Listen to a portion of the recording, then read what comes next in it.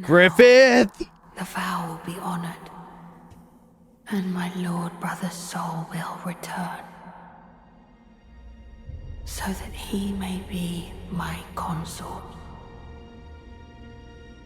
Even in the cutscene, they're like, yes, I'm hella gay for my big bro. Elden Ring Shadow of the Erdtree. This has to be the review I was dreading the most this year. Not because I hated Elden Ring, I still gave it Game of the Year despite not thinking it was a masterpiece and that From Software had gone too far this time. And I'm honestly just starting to think these games really aren't all that fun anymore. But at the end of the day, I thought it was a pretty well-made game. Certainly had some flaws, namely the repeat bosses. That was a huge one. I also think the Dark Souls core mechanics are just getting stale, and that game desperately needed either the parry system from Sekiro or the quick step and rally system of Bloodborne.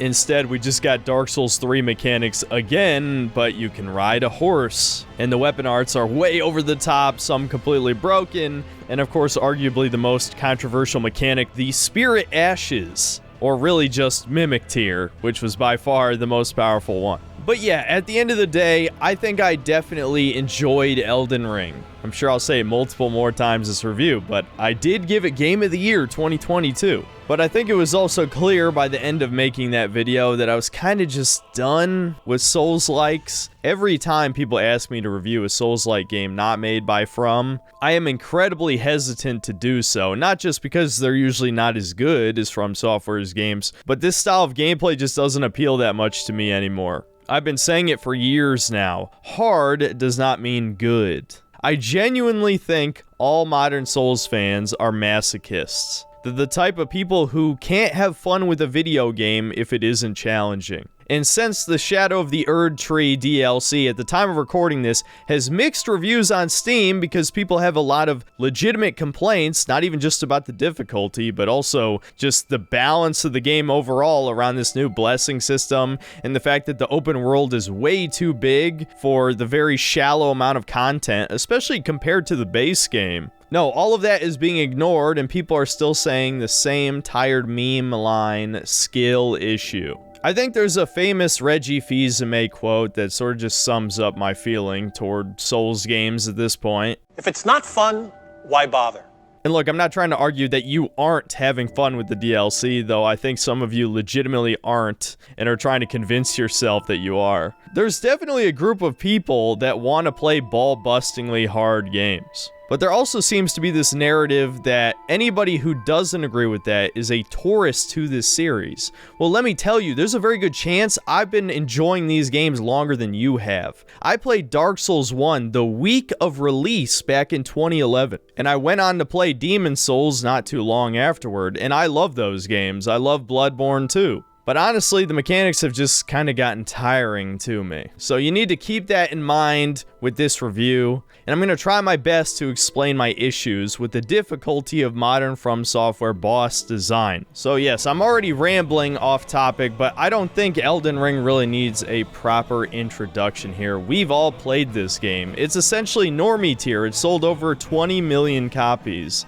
And honestly, it's not really an accomplishment to beat the game either. Elden Ring is arguably the hardest Souls game yet, but only if you play it fair. The thing is, there's no reason to play it fairly. There's so many ways to break the game, the easiest one obviously being Mimic Tier, but there's also quite a few powerful spells. There's Bleed and Frostbite. Scarlet Rot lasts practically forever. Comet Azure could melt boss health bars in a matter of seconds. There were so many ways to trivialize the game, and I feel like it was intentional on some level, but Souls fans being elitists, of course, have to say you're bad at the game if you use any of the tools in the game to win. No, you have to press circle at the right time, and the right direction for that matter, and then poke with your straight sword R1 once every 10 seconds, and repeat for a 5-minute or longer boss fight. But who the hell wants to do that? It's one thing to memorize the boss's movesets that have become increasingly more complex, with shorter windows to counterattack in between their massive combos. but it's another to restrict me to having to use the most basic tools when the game clearly intends for you to use the overpowered Ashes of War spells. Maybe not Mimic Tear, though given that even after being nerfed multiple times, Mimic Tear is still completely busted, I have to wonder if that's intentional as well. I'll admit, when I was a teenager, I did have a sort of elitism over beating Dark Souls without spamming sorceries or pyromancy or summoning your friends. These days I don't really care, maybe just because I'm getting older and I just want to have fun playing games. But I also just think that the boss fights are not really designed to be fair anyway. I will use every goddamn cheese tactic. If you think even for a fucking second that I have an ounce of shame about it, wrong. Fucking wrong. I do not care. If there was a double Mimic Tear, I'd use it. If there was a triple Mimic Tear, I'd use it. If there was a fucking quadruple one, I would fucking be the first one in line to use it. Yeah, I figure I might as well start talking specifics about Shadow of the Erdtree. As any of you have noticed if you've played the DLC, enemies do an insane amount of damage now, and the excuse for this is the new mechanic, the Scadutree Blessings. You pick up these fragments scattered around the world, and you use them to buff your attack and defense in the DLC. And on paper, this was actually a really good idea, because From Software figured you're probably not going to want to play the game again, considering it's so long, before the DLC release. So even if you're on New Game Plus, New Game Plus 3, New Game Plus 5, it doesn't matter because the DLC is scaled differently from everything else. It just flattens your level. Everything is based on these blessings that you find. Now, this doesn't completely eliminate level advantage. You actually still get a massive advantage for being a higher level, just because it allows you to equip whatever OP weapon or incantation or sorcery that you want. Me, I actually went into this DLC under-leveled, because I actually decided to play through the game again so I could get warmed up, so I could get a good feel for if this was a significant difficulty jump over the main game, which it absolutely is for the most part. I'd still say Millennia is either as difficult or more difficult than a lot of the bosses in this DLC. But the base game of Elden Ring was a lot easier than I remembered, probably because I stopped trying to play it fairly by the tryhard's definition. I actually used everything that was at my disposal, and so I beat most of the bosses on the first try in my second run. And instead of finishing the game again, because I procrastinated, I didn't quite have enough time, so I wasn't done by the game's release. Instead, I just did Vare's questline to get to Mohg, and used the item you find in the sewers to stun him. So I entered the DLC at level 107, about. And so some of my initial difficulties with this DLC were my own fault because I wasn't completely prepared. But after streaming it for the first time, I did grab basically everything else I needed, all the flask upgrades, etc., etc. And so I could more objectively analyze some of the issues with the challenge in this DLC. Let's start off by going back to the Scadutree Blessings. So my main problem with these, again, is not the concept, but the execution. For some reason, From Software balanced the difficulty of the enemies in this DLC around you finding as many of these as possible. And of course, the day after I record this segment, From Software releases an emergency patch that buffed the Scadutree Blessing, so I imagine the DLC is now at least a little bit easier. They basically made it so the first few blessings you get have a much higher impact on your attack and defense, and then that effect tapers off as you get more and more. That said, I'd say this is more of a band-aid fix than anything, as I'll go into later. Although the insane amount of damage you could take certainly affected the difficulty of these bosses, making it much harder to learn their movesets, since there's a much smaller margin for error. So it's really hard to actually learn their patterns if you're dying so quickly. I still think that the boss's movesets themselves and just the general lack of any unique, interesting gimmicks is a bigger problem, as I'll go into later. But yeah, to not go into too much further unnecessary detail, the point is you want to pick up as many of these blessings as possible to make the game easier on yourself, right? So how do you get these blessings? Well, there's not a whole lot of rhyme or reason to where you find them. Two of the locations do make a lot of sense. You find leftover pieces of Miquella, and you can also find them in churches, much like you would the sacred tears from the main game, so those both make sense. But for some reason, a lot of them you just kind of find in random places, like a random shadow human with a pot on his head will have one. Or the mini versions of the Hippo Rhino boss. Each one of those drops one.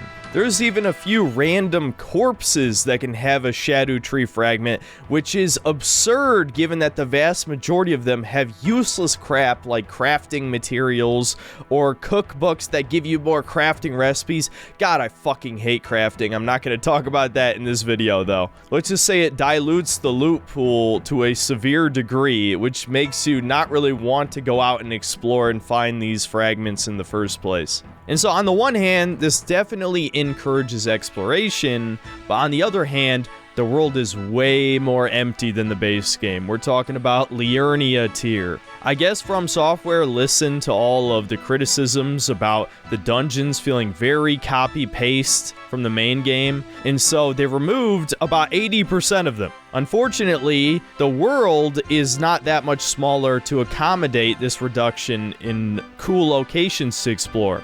There are a lot of parts of this new map where you'll just be riding your horse for 5 straight minutes without finding something cool. I mean, yeah, you'll still find, like, the random 20th Drake mini-boss. Yeah, they still didn't fix the reused enemy problem from the main game. There's still Drakes, there's still Tree Sentinels, and a lot of the basic enemy types are reused too, like rats. So because the sandbox is so big, despite being pretty shallow in terms of content, and a lot of the loot is still worthless too. We're talking more crafting materials.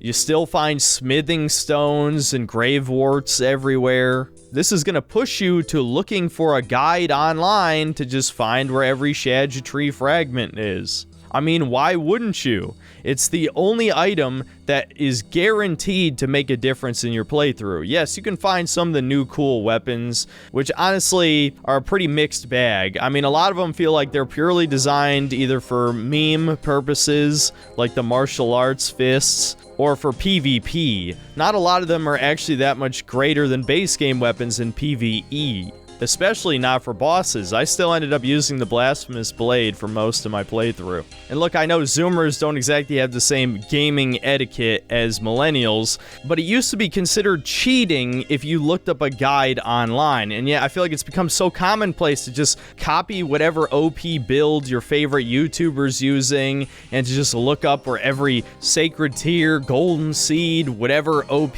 weapon or spell you're using, and now the Scadutree Blessings. And the funny thing is, I don't even blame you. I've joined you a long time ago now. So yeah, I feel like I don't even have to go into specifics about why this particular enemy is hard or this boss is hard, when the core reason that every enemy feels overtuned in this DLC is because of this inherently flawed mechanic. On paper, it rewards exploration. In reality, everyone's just going to use a guide. Now let's talk about the open world and the legacy dungeons. Like I already said, the open world is way more empty than the base game, and there's no excuse for this. I have had people try and cope and say that it is fun to wander around a giant empty wasteland. And when you add on my previous point that most of the exploration is not rewarding, you have a serious problem. I have rarely ever felt bored when playing a Souls game. Shadow of the Erdtree was boring about half of the time. I will say this though, some of the areas do look pretty cool, like the huge mountain peak you have to scale to fight Baal the Dread.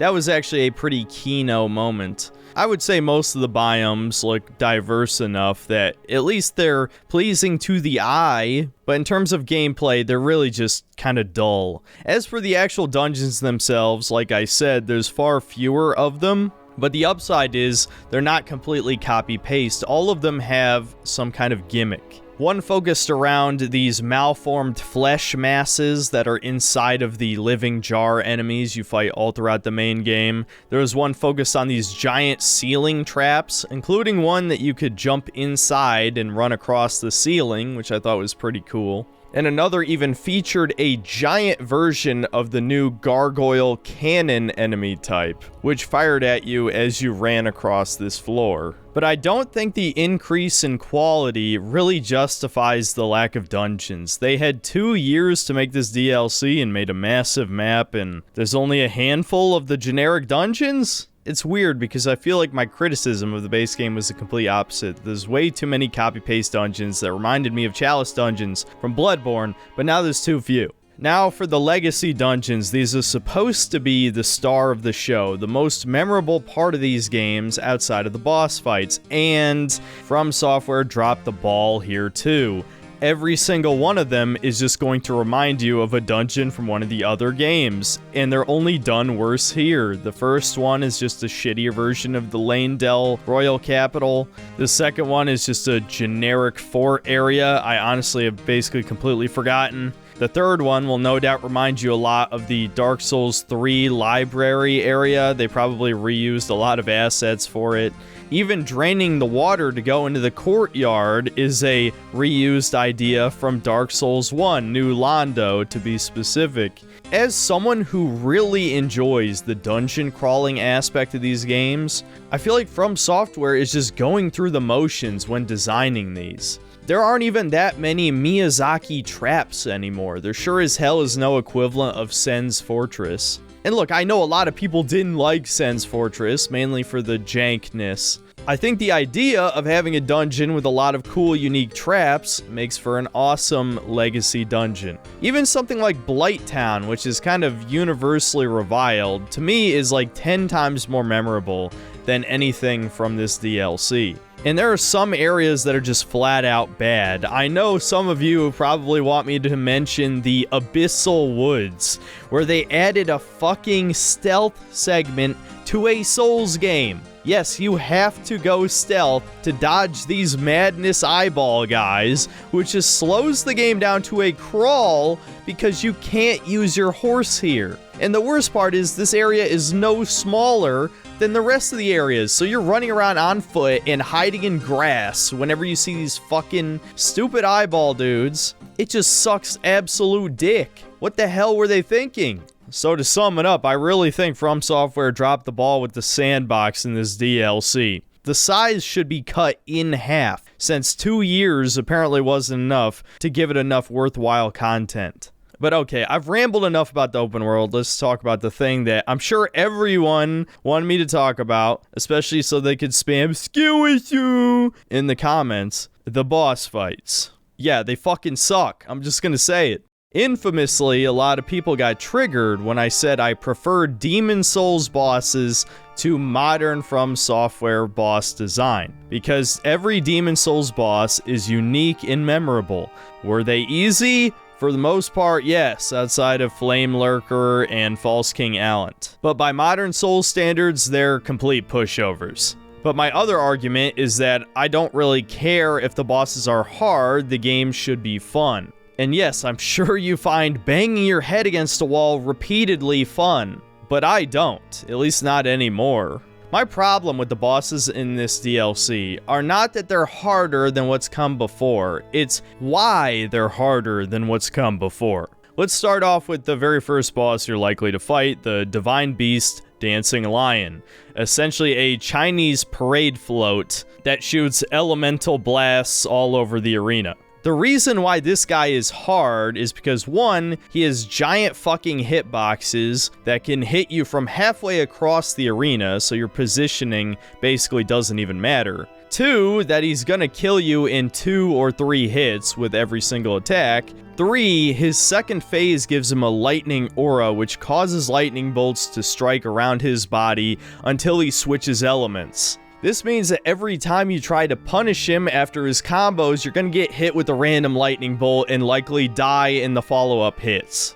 And 4, arguably the worst thing, the camera is fucked in this fight. The amount of times where it zoomed in past my character so I couldn't even see myself, that alone probably got me killed 2 or 3 times. I don't know how the hell From Software still can't figure out how to do a camera in a third-person action game. But goddamn is it infuriating even if it kills you just once. This boss just has an inherent cheapness to him. It's not that he's harder than Malenia, he's definitely not. When I switched to Blasphemous Blade, I beat him in like the 3rd try. It's that some of his attacks are just flat out ridiculous. Like the hitbox is his entire body. Or when he does his spinning breath attack, that is one of the very few attacks in the game that can hit you when you're knocked on the ground. Normally, you're invincible to almost anything. That attack can actually kill you when you're laying on the ground. And the lightning aura around him in his 2nd form is just one of those mechanics that makes you not want to play the game fairly. I don't really care if you consider Mimic tiered game journalist mode. Spirit Ashes actually got soft nerfed in this DLC. A lot of the bosses seem to change their aggro as soon as you hit them. So even though the Spirit Ashes can buy you a little time to heal, or maybe get a cheeky spell cast in, the boss can literally change who they're attacking in the middle of the combo and completely catch you off guard. That definitely got me killed several times in this DLC. If I didn't use Mimic Tier, I would just use a Great Shield and poke him. That seems to be what the streamers are doing. If you watch my very last stream, you'll know that there's something even more powerful than Mimic Tier in here, which I promise you we'll get to in a second. But my point is, I feel no shame using all of these exploits when the bosses are just not fun to fight. Let's talk about another cheap boss, R'Lana, the magical double sword knight, who might as well be the new Malenia. She attacks with super fast combos over and over again. She uses a bunch of magic attacks. She's got sword swings that can hit almost the entire fucking arena. And look, it's not like she's undodgeable by any stretch. I've seen people use the Backblades weapon art to just dash behind her like it's Bloodborne. No, honestly, my biggest problem with the fight is right at the end. She has a desperation attack where she summons 2 giant moons, which, unlike the R'Nala fight from the main game, R'Lana sends the moons into the ground, which creates a giant shockwave that you must jump over to dodge, because she does 3 of them. And if you get hit by the first wave, you die instantly. This is the type of attack that only exists for trial and error gameplay purposes. It just kills you because it's Dark Souls and you're supposed to die, right? Prepare to die, says Bandai Namco circa 2012. The next time I fought her, I jumped the first 2 waves, got hit by the 3rd, but still, I had time to heal. It's just a surprise attack to bullshit you, to make you rage, to create a streamer moment for people's enjoyment. And man, I don't want to even get started on the boss's giant multi-hit combos with tiny little moments of vulnerability in between. I mean, you know how it is by now. This is even worse, obviously.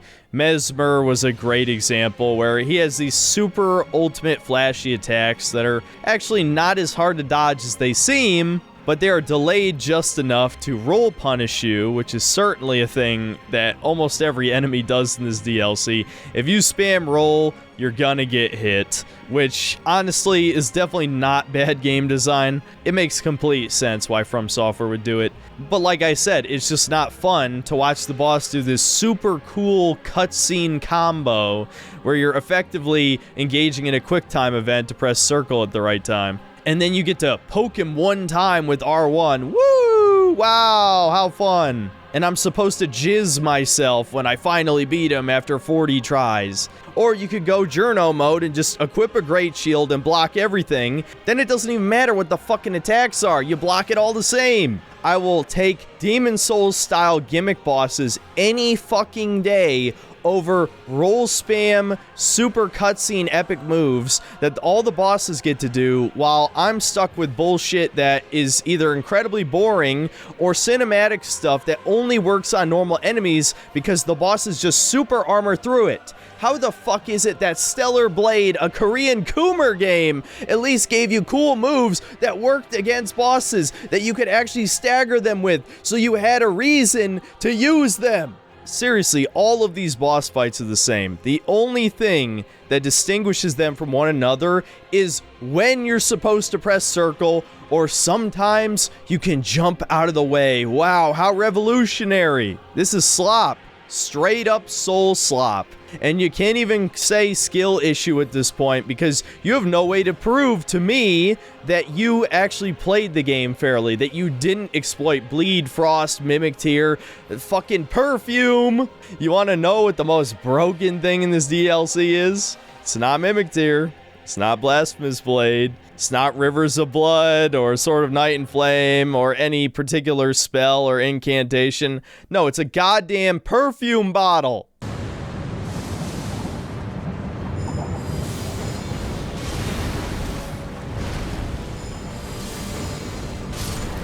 Wowie zowie, that was hard. Damn. Damn, guys, I almost died. Wow.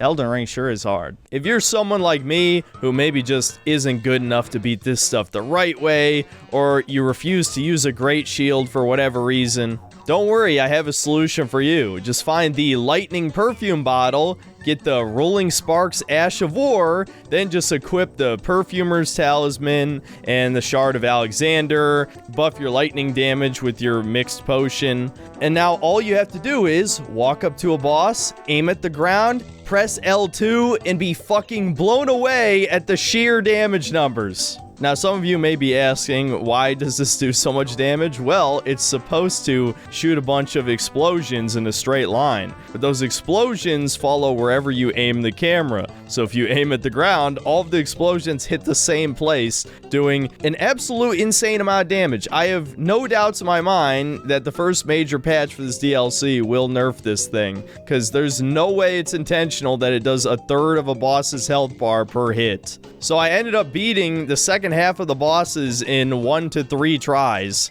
including the supposed hardest Souls boss of all time, which I'll never know if he really is, because, yeah, I even cheesed Radahn with this thing. And look, am I gonna claim I earned my victory, that I'm a god at Souls games? Hell no, of course not. But like I said, I just wasn't having fun anymore. These games have completely lost the plot. They've gone way off the deep end with the prepare to die shit. The mechanics can't support the complexity of the boss fights. Again, it's absolutely possible to do no-hit runs to these bosses, but is it worth dying 100 fucking times to learn the boss's moveset? I saved myself hours of frustration by using this perfume bottle. It might have not been satisfying or rewarding on any level to beat these bosses without really trying, but it was unironically more fun to me than the alternative. So yes, I've talked a lot of shit about the bosses. Were there at least bosses I liked? Well, there were 2 main bosses that I thought were pretty well designed. The first being Bale the Dread, who is, of course, the giant dragon boss of this DLC. I thought his design was kind of cool. He's a fat, wyvern-ass dragon missing one of his legs. I don't know how the hell he manages to hop around the arena at such speed with just one leg, but that's just modern Souls design for you. Nothing giant can move slow anymore because then the player would just DPS them to death in 10 seconds. And so while yes, he does just kind of attack like a lot of other modern Souls bosses with the giant cinematic combos and huge hitboxes, and there were 2 things I really liked that saved this boss. The first thing being the NPC summon Egon, who's essentially Captain Ahab. He needs to get his revenge on Bale, and every time you summon him in the arena, he gives this gigantic speech, which is just so fucking over the top. Curse you, Bale! I hereby vow you will rue this day. Behold, a true Drake warrior, and I, Egon, your fears made flesh. Solid of scale you might be, foul dragon, but I will riddle with holes your rotten hide with a hail of harpoons, with every last drop of my being. And the second thing being the dragon priest chick who you can find, who gives you a buff to reduce damage from all sources, which is obviously meant to be used against Bale. So there was a specific gimmick for this boss. And his huge cinematic desperation attack was pretty cool and not too hard to dodge, even if I did fuck it up a couple times. So yeah, I ended up enjoying the boss. And the other one I liked was the Scadutree avatar, basically a giant sunflower. And its unique gimmick is that you need to hit it in the face, which is its weak spot. It actually has pretty low health, but you have to take it out 3 times to fully defeat it. And generally, I thought this boss was pretty well designed because all of his attacks were well telegraphed and easy to understand after getting hit by them a few times. And he didn't do any giant sweeping combos. And as he progressed through each phase, they were only marginally more difficult than the last. It felt like a genuinely well thought out boss design, like some of the best Dark Souls 3 bosses. And the boss weapon you get from its remembrance is pretty cool. It's a giant sunflower that you use as a club. So yeah, I didn't think all of the bosses were bad. Even a lot of the ones that I thought weren't that good didn't like enrage me. I think after a while, the Stockholm Syndrome really starts to set in with these From games, and you just get used to the bullshit. It doesn't really piss me off that much anymore. If you search through the streams, you're not going to find a whole lot of streamer rage moments. But I definitely, without a doubt, prefer the old Demon Souls and to a lesser extent Dark Souls 1 boss design, where every single boss was memorable, not because of some stupid bullshit over-the-top cinematic cutscene attack, but because they had a unique gimmick that changed how you fought the boss. Every single one of these bosses is fought the same way. Now, before I go to the conclusion, there is one last thing I want to talk about that normally I wouldn't, because I don't really care about lore in Souls games anymore. I have endured more than enough. Zanzibat, forgive me. I ask you forgive me, Oh my dearest Nanai. god damn it. But I do want to talk about the story of this DLC really quick. So, some of you might remember Miquella, aka Melania's brother, the femboy who everyone loves for being the only good child in Marika's family. Well, of course, this being a From Software game, he's actually evil, and not just any type of evil. He's supposed to be a Griffith analog, and if you know anything about Berserk, you know that From Software references it a million times in their games.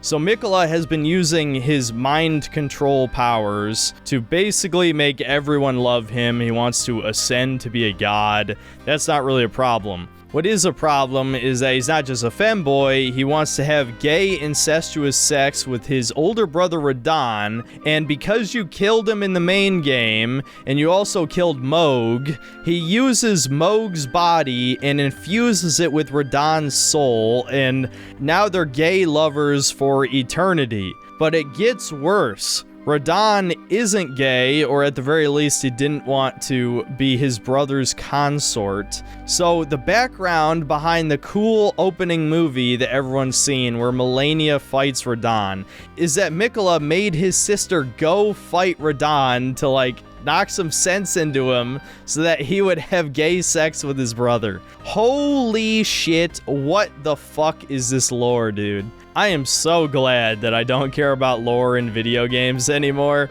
I've seen some people try and blame this on George R.R. Martin, but has everyone just forgotten about Gwendolyn from Dark Souls? So I wouldn't be surprised if this is essentially Miyazaki's slash fiction between Guts and Griffith. And look, I obviously hesitate to call this DLC woke, but I am noticing From Software including more and more left-wing content into their games, whether it's the sheer number of girl bosses. Yeah, there's a lot more strong female knight characters in this DLC. There's also the Two Fingers priest dude, Ymir, who once you kill the Mother of Fingers in his basement, he becomes the mother. A man becomes a mother, and they don't try to explain it, and it sounds like pure, gross, autogynephiliac fetish content. And I killed him in 2 hits, just to completely ignore that bullshit. I don't know, man. Am I completely schizo for pointing out that this DLC released in Pride Month and has all of this gay content,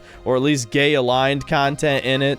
And I feel like the icing on top of this DLC is that the final cutscene is a flashback to Miquella talking about his brother like it's some kind of romantic thing and we should feel sorry for him. The Elden Ring lore is a clown show at this point. Oh, and how could I forget the most ridiculous part about Miquella is that he can actually turn your character gay. Thankfully, it didn't happen to me because of the extreme levels of cheese I was employing. But if Radahn grabs your character twice, he auto-kills you and gives you a unique death message.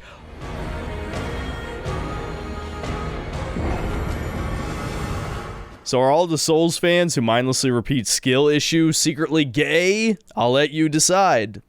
So, in conclusion, should you buy Shadow of the Erdtree? I would say wait for a sale. And the main reason for that is not because of the super hard bosses, though I do suspect that this emergency patch to buff the blessings is only the first of a larger patch that will likely rebalance some of these less fair bosses. I'm sure there will be a lot of tryhards who complain about it, but mixed reviews on Steam is pretty rare for an objectively well-made game, even if it is a DLC for an existing game. But honestly, that's only my second biggest problem with the DLC. My biggest one is that the open world just kind of fucking sucks. I mean, there's almost nothing in it, man, and half of the loot you find sucks dick, which I know isn't too far off from the Elden Ring base game. And I've seen it spun as a good thing, that you find so many smithing stones and grave warts, but if you're supposed to go into this DLC with a beaten game save file, then you can already just buy all of the stone fragments you'd ever need except for the ancient ones. And the ancient ones you get by killing the same dragon boss you killed 20 fucking times in the main game. Why the hell are there still repeat bosses? They had 2 years. And what did they do with it? They made a giant empty sandbox and made a bunch of bullshit bosses. I don't know, man. I know Zoomers are gonna spin this as like the greatest DLC of all time, but I honestly think Artorias the Abyss and the Ring City and Old Hunters are all better than this. Is it terrible? No. Honestly, I still think I got my money's worth to some degree. Even though I don't really like Souls-likes that much anymore, just the fact that I was willing to basically cheat the game kind of made the game more fun for me. I know some of you guys are going to say, well, you didn't really earn your victory, you didn't really master the boss, but personally, I never cared about that. There seems to be this revisionist history that all old Souls fans only liked the games because they were hard. Again, I want to remind you, I've been playing this series since Dark Souls 1 came out in 2011. Although I enjoyed the challenge of Dark Souls, what I enjoyed far more was having to learn a new type of game. Dark Souls being hard was not the only reason it was considered one of the greatest games ever made. It was considered so because of its amazing world design, the memorable lore and characters, that feeling of learning an entire new game subgenre, even if Demon's Souls released 2 years prior. Dark Souls is truly a flawed masterpiece. The last third of the game is obviously not as good as the first 2/3, but from beginning all the way up until you beating Ornstein and Smough is one of the greatest experiences I have ever had playing video games. Elden Ring is nowhere close to that. Again, it feels like the series has been flanderized. They took one aspect of it, the difficulty, and cranked that up to the max, and then everything else is worse than the older games. Learning the specific boss's movesets has never been one of the major appeals of Souls games to me. If anything, it's the opposite. It's drained my enjoyment of these games. I don't think I would even consider myself a fan of Souls-likes anymore. And look, I know this doesn't sound like a very synthetic man thing to say, but I really have no problem if you like this DLC. I do have a problem if you say retarded shit like skill issue, or that From Software is gatekeeping anybody by making the game hard. I want to remind you the Elden Ring base game sold over 20 million copies. It is a normie tier game. It's too late to gatekeep. They are already fans now, and I guarantee you they outnumber you. I remember when we all teamed up in jolly cooperation. People were happy to be summons to help other people beat bosses. Now, if you can't beat the boss with a fucking straight sword and no enchantments and no spells, rolling through every attack perfectly, you have a fucking skill issue. It's a video game. Nobody cares, you brain-dead Zoomer NPC.